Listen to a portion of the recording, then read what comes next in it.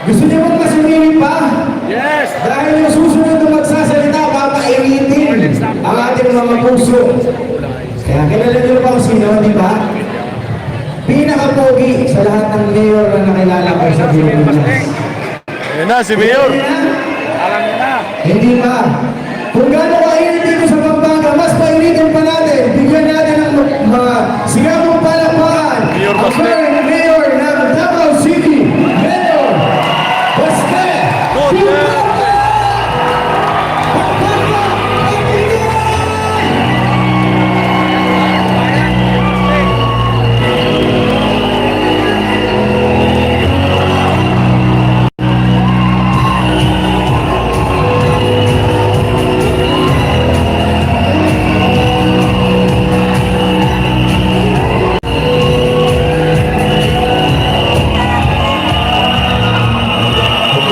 Pampanga, Pilipinas! Kumusta kayo mga Kapampangan?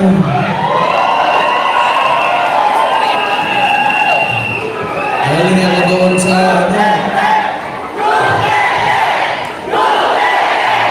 Duterte! Duterte! Duterte! Duterte! Duterte! Duterte! Bago ako magsimula, gusto ko pasalamatan yung lahat na nandito at yung tumulong na mangyari itong rally natin. Mga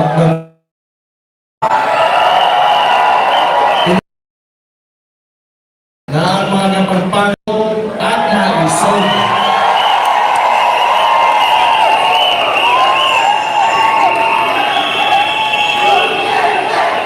Duterte! Duterte! Duterte! Duterte! Duterte! Duterte! Duterte! Ayan. So, ito na nga yung sinabi ko galing pa sa doon sa simula pa lang nung paglabas ko sa Leaders Forum, hakbang ng maiso. Lahat ito, kayong lahat ngayon, ay kagagawan lamang ng isang tao. And who is responsible kung bakit tayo nandito ngayon, nagsasama-sama at gusto mag-express ng mga sentiments natin. Sinabi ko yan, simula pa lang, wala sanang ganito kung maayos na yung presidente natin.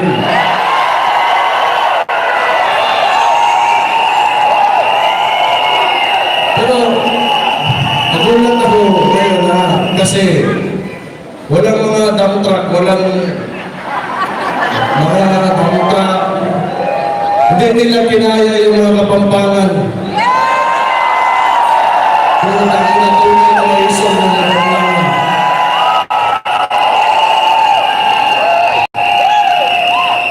Pumunta kaming Dumaguete, bigla na may mga dump truck. Simple lang naman yung hinihingi namin. Hindi naman siguro lahat ng tao o may tao sa mundong ito na tama lahat ng ginagawa. Yung gusto lang natin is the right to express ourselves. At yung na lang yung hinihingi natin, ayaw pa. Baka ang sunod yan, hindi na tayo pwedeng huminga. Ano bang problema talaga ng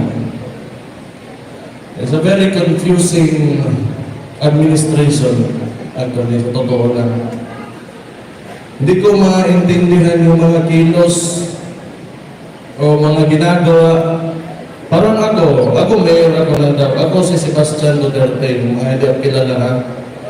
Ako yung mayor ng Davao. Ngayon,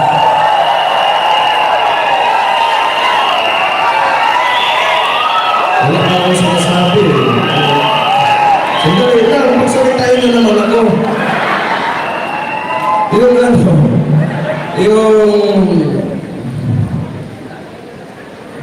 ganito ha. Ako, local executive ako. Siyempre, alam ko yung concerns ng mga barangay namin, yung mga communities. Ang problema, dahil siguro, kasi nagsasalita nga ako, not really just pointing out, tinuturo ko lang naman yung mga kailangan ayusin. So, tingin nyo against ako, hindi wala akong pakialam. If you take it, negatively. Wala akong pakialam. Pero hindi pwede na hindi tayo magsalita.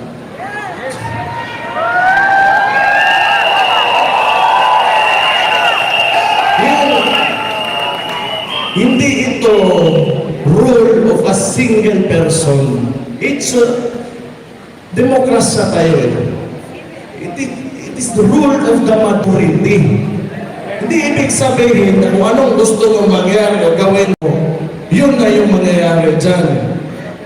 Kailangan mong pakinggan yung boses o ano yung mga sentimento talaga ng mga tao. And unfortunately now, that is not happening. How can you govern a state or a nation if you do not listen to the majority?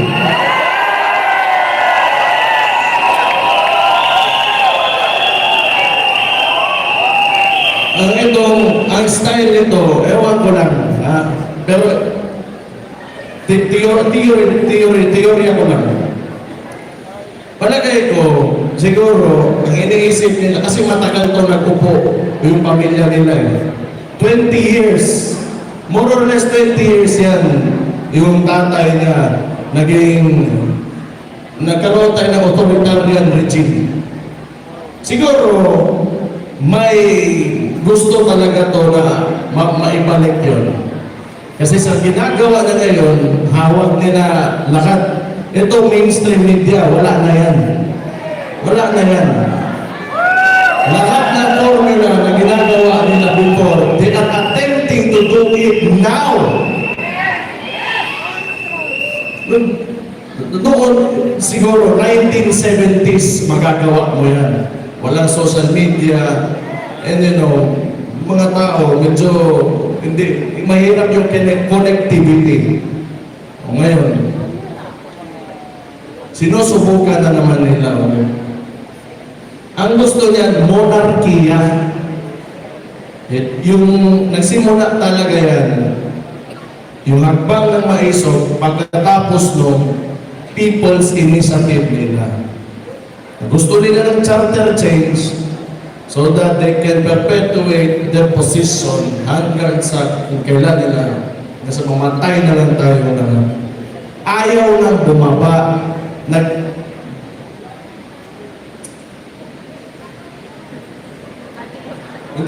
Kaya nga, naiisip ko, talaga bang walang hiya? Sobrang walang hiya talaga? O tanga?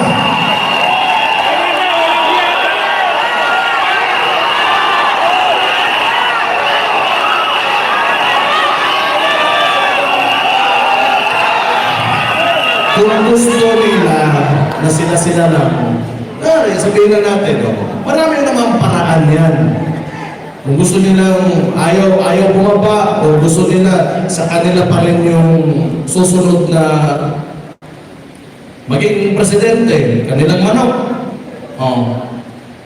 O di, magtrabaho ka. Bakit mo utuin yung mga tao, papipirmahin mo, tapos magbibigay ka ng ayuda na may mukha niyo pa?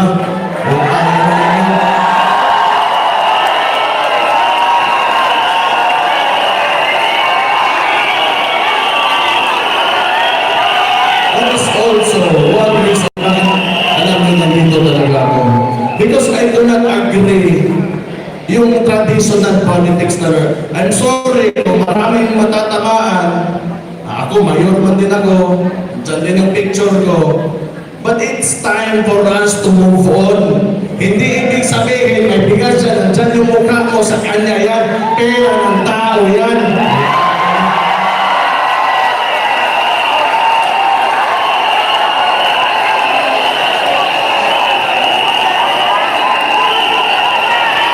Alam mo, lagi tayo nandito sa cycle na yan.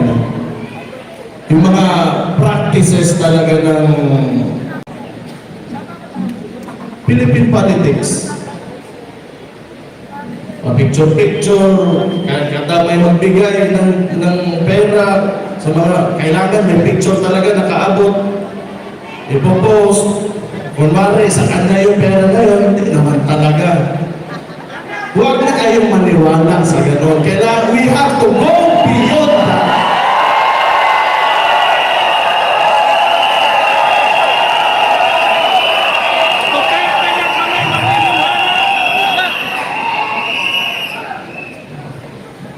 Pero palagay ko ngayon, parang nahiya, nawala na yung mukha ni...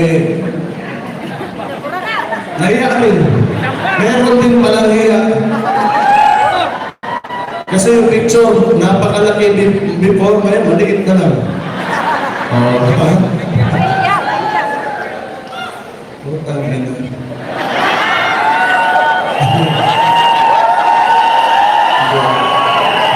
Excuse me for my bibig ko. Ano lang yung expression na it's a frustration actually. That's why. Frustrated na rin kami! Ito lang na talaga. Balikan ko sa People's Initiative. Tutuin mo yung mga tao. Kasi yung takbo ba ng... may Senate hearing man yun. Senator Amy Marcos was there. Nakita talaga, may findings talaga na nangyari yun. Niloloko nila yung mga tao.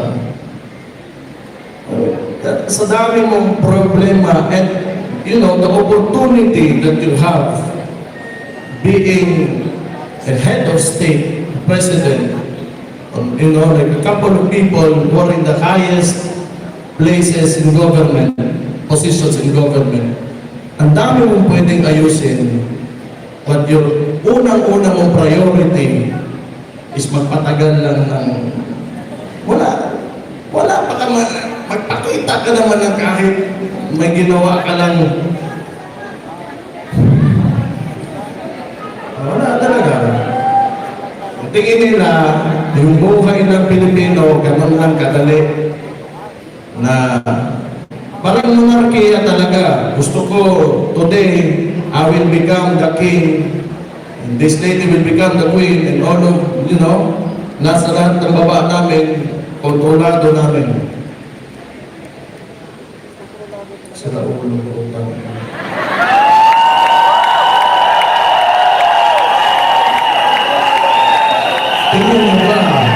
Tingin niyo ba normal yan? Kaya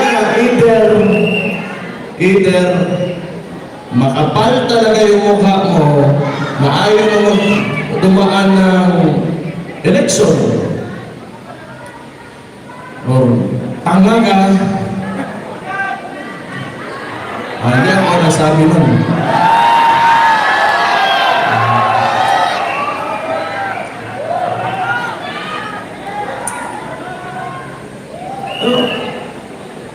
Tapos ngayon, siyempre pumalag yung kami, may mga ibang probinsya din. Si Governor Hubagi, Davao del Norte, nagparali siya doon. Anong ginawa ng mga gago? Sinuspindi. Actually, I'm really surprised kung bakit hindi pa ako suspended ngayon.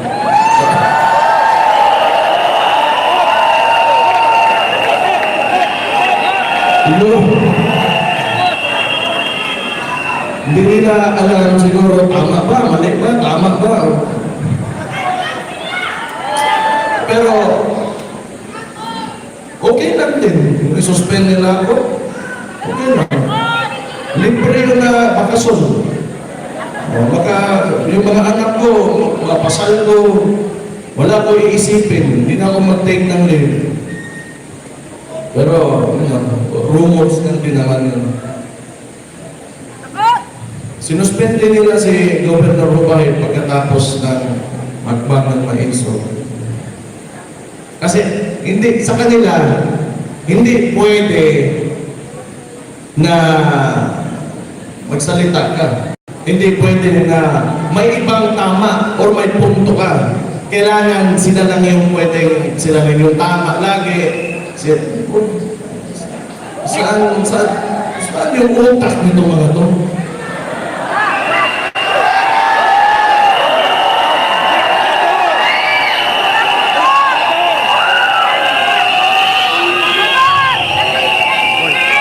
Pumunta kami ng Bulacan, ang hakbang ng Mahisog, nag-attend sa Bulacan, hindi natuloy, ang dami nila exhibition, gamit pa yung mga tao sa gobyerno. Sa Dumaguete, it was the same thing. Pumunta kami ng hakbang ng Mahisog, andon, kasama si former President Rodrigo Roa Duterte, nilagyan nila ng mga truck yung part kung saan dapat yung demonstration. So, bakit ganun ba kasupok talaga yung mga galawan ng itong mga ito? Support! Hindi na lang pwedeng hayaan na lang. Maglaro lang kayo ng patas. Sumatotal, wala man talagang masasaiyo ang lahat nitong mundong ito. Walang ganun. Walang ganun. Eh, kung sabihin mo, napakagaling mo, may isa talaga, dalawang tao dyan na will disagree with you. Eh, hindi pumapasok sa utak nila. Kaya nga, hindi ko sobrang extreme yung thought process ng mga tao na ito. Pagkatapos Dumaguete, so kailangan namin lumabas, lumipat, yung mga tao naglakad papunta sa ibang part kung saan tinuloy yung demonstration. So, pahihirapan ka talaga nito nila. Pagkatapos naman, yung malala sa Tacloban, ginawa nila, naglagay pa rin ng ano.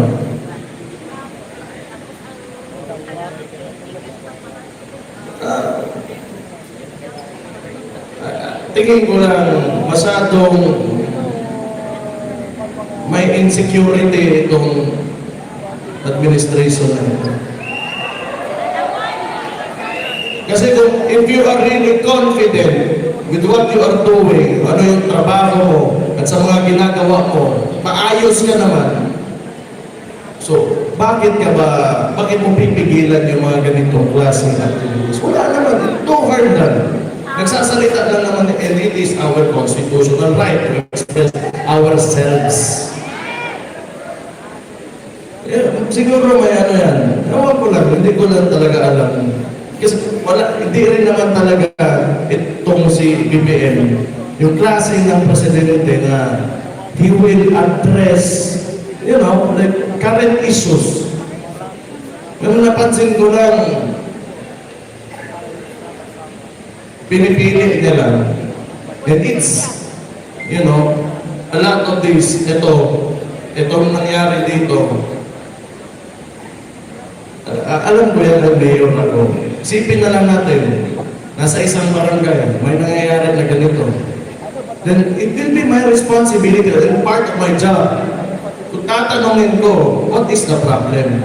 Paano natin ayusin yung problema na yan? Paano natin matapos na lahat at mapayapa tayo ng lahat? Pero wala akong makitang attempt talaga from this administration na gawin yun. All they do, pagkatapos ito, marami na naman yan mangyari sa Davao. Katulad nung, ito talaga, ako, mayor ako, ayaw ko yung mga tao sa Davao, bangag, ayaw ko ng drugs, di ba? Ayaw ko ng mga tao doon, kumakain na sa buo, ano dyan. So, wala naman talaga. Sinabi ko, I declare war on drugs. This city is against drugs. O anong ginawa nila? Nirelieve nila 36 ka pulis. Wala naman ako inutusan. Angat talaga.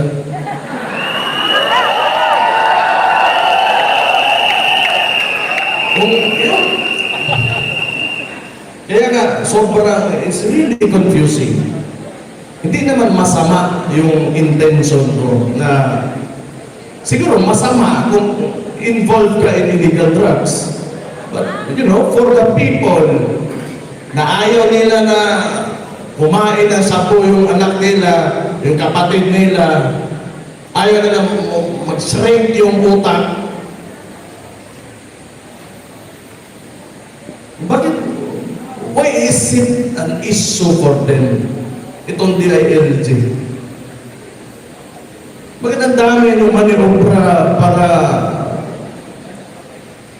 pakialam mo ba kung yan yung platform ng Davao City? Ayaw namin talaga ng droga.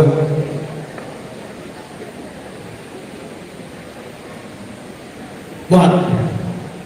So, does it mean that you are supporting illegal drugs?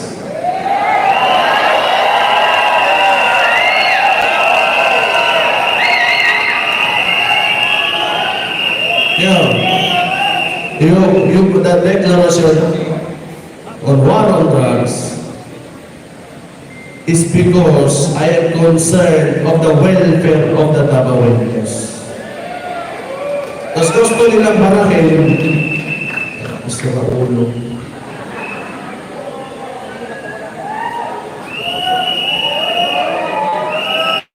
Ang daming, tapos read, eto pa, ang nangyari doon, ang ginawa nila sa property ni Pastor Kibuloy,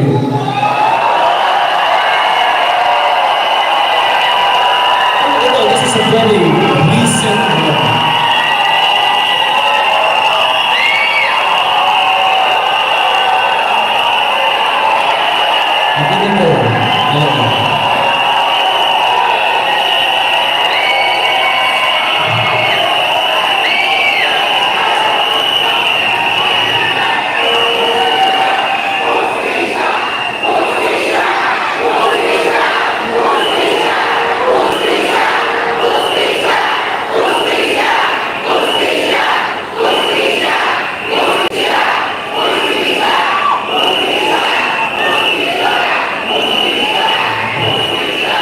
Tama talaga.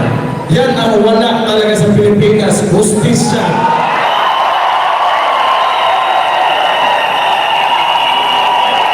Mr. President, pakinggan mo yung mga tao mo.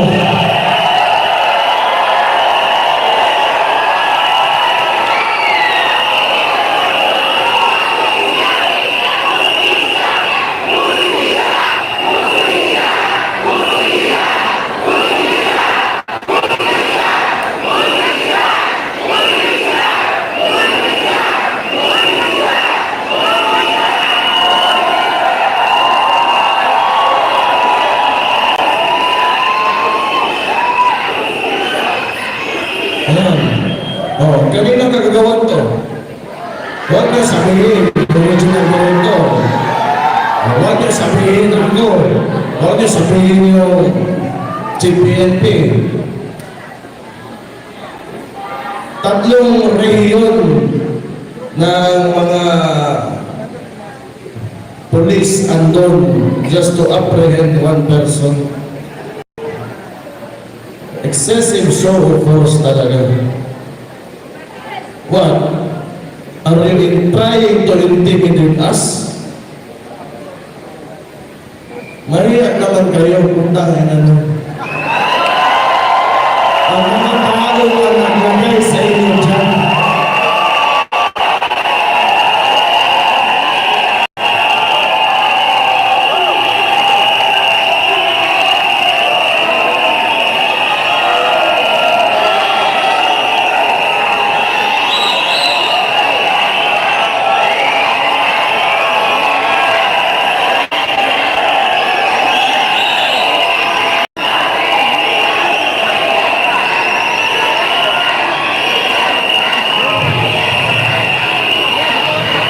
Tapos ngayon, ang ginawa nila, imagine this.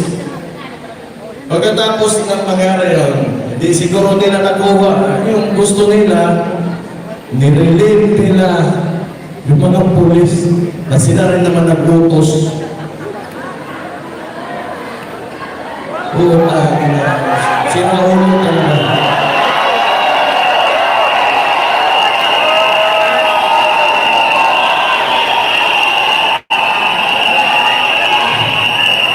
Kinontradik lang nila yung gagawa nila.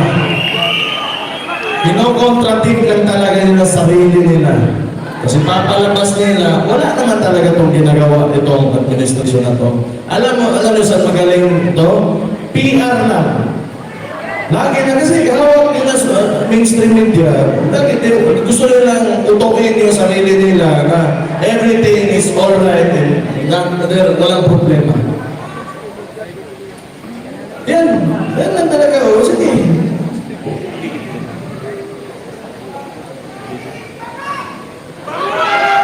Tapos gusto pa na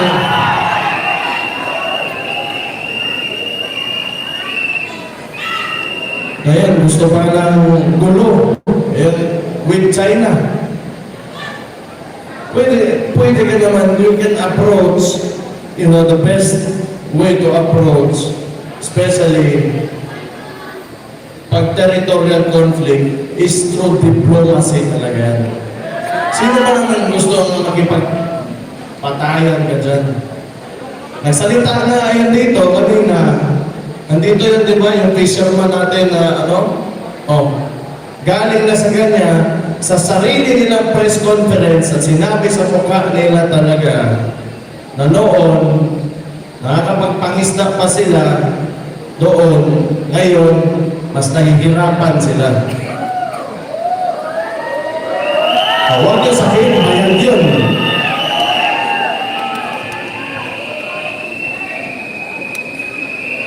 Kailangan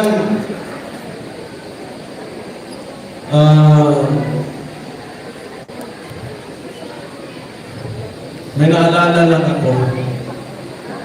Buti pa kayo, mga ordinaryong Pilipino, mga Kapampangan at saka yung mga dumayo dito.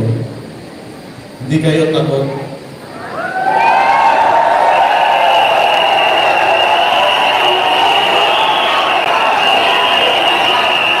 Pero, tingnan natin yung Congress natin ngayon at yung Senado.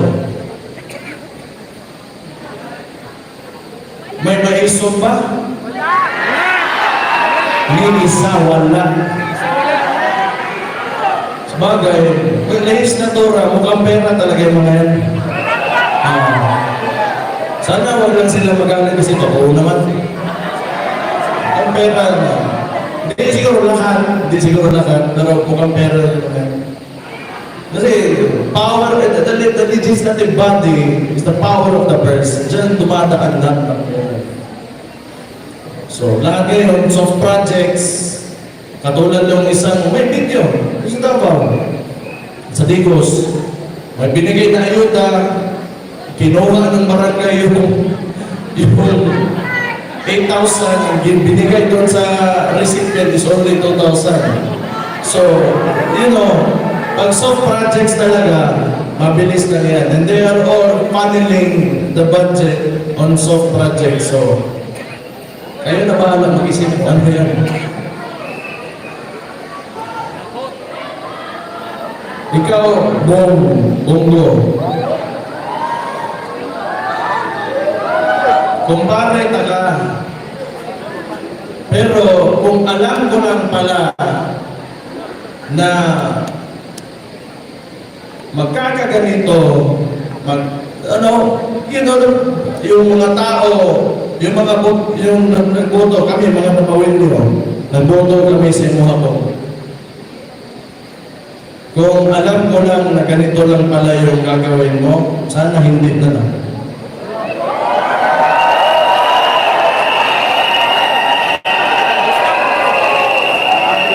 Sa totoo lang. Hindi Bongo ha, Bongbong. Ako, yung iniidolo ko talaga sa Nagkamali lang ng Bongbong.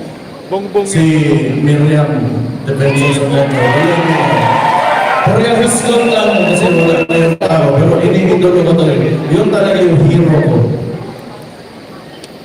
Pero unfortunately for us, Bongbong yun.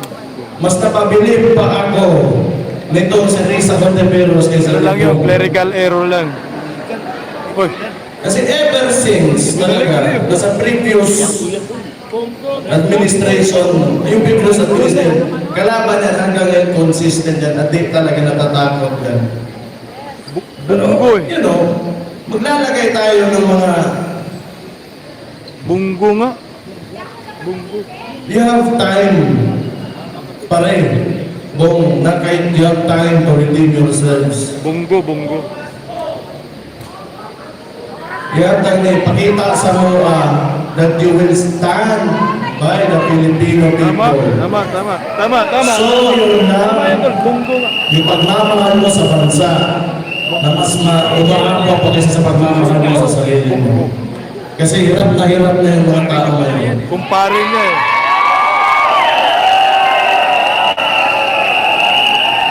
Bunggo po, bunggo. Ikaw ba naman, pabisan ka ng 20 pesos na bigas? Bunggo yung una. Typical na ano talaga, textbook na scam. Kumpare niya eh. Ano? Hindi naman sila kumpare niya. Ano talaga? BBM, hindi naman sila kumpare. Panloloko. Panloloko lang talaga. Abuso, abuse of authority, lahat ng pinapakita ng administrasyon na ito is not a good example, you know, for our current leaders and our future leaders. Kung yan yung pinapakita na ugali, kultura, and you know, ways of handling government, then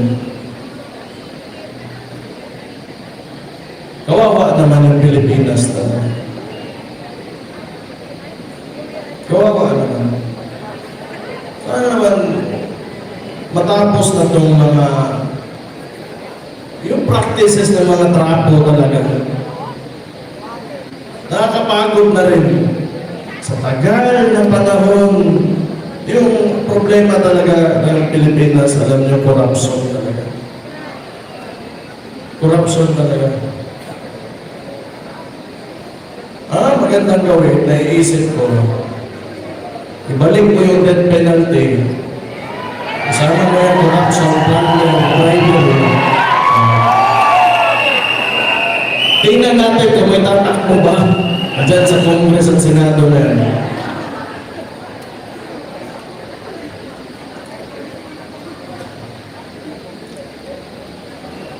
Kung nakikita nga, mga elected officials,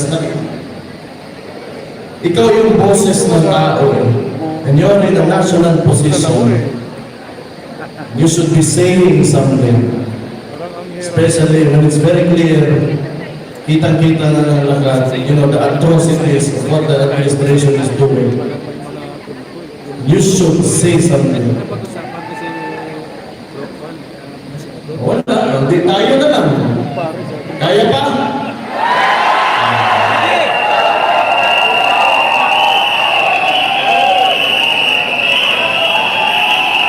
Alam nyo, hindi ako naniniwala na hindi kaya talaga ng Pilipino. Kailangan na talaga may faith lang kayo, may paniniwala lang kayo na maiangat talaga natin yung bansa. Kasi kung hindi, wala sana tayo ngayon dito. Kasi mas gusto pa natin na mas maganda pa talagang kinabukasan para sa atin lahat, sa bawat Pilipino. And thank you for being with me tonight dito sa Pampanga, sa Pampanga Luzon.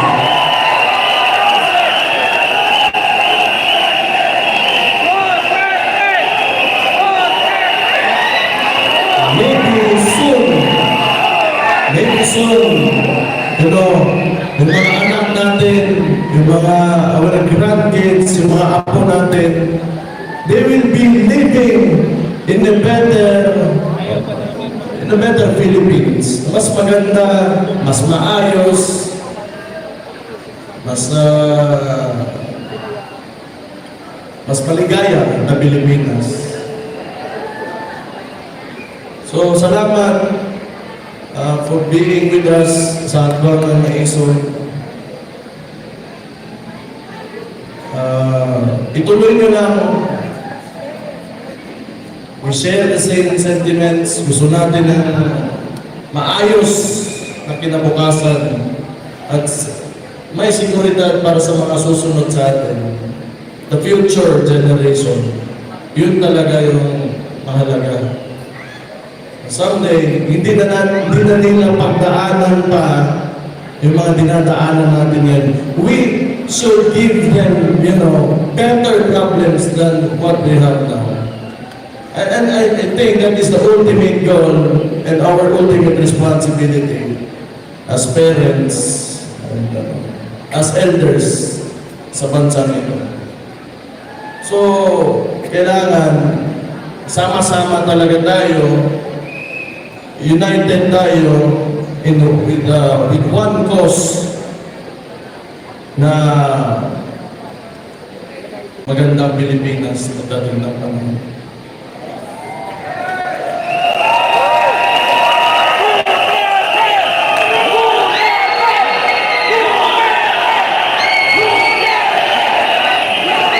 Ako, nagkakaroon lang din ako ng pag-asa dahil nandyan din kayo. Hindi rin kayo, huwag kayo mawawala ng pag-asa.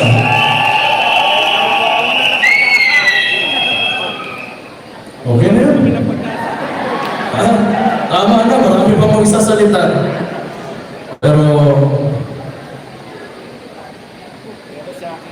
you fight for your country.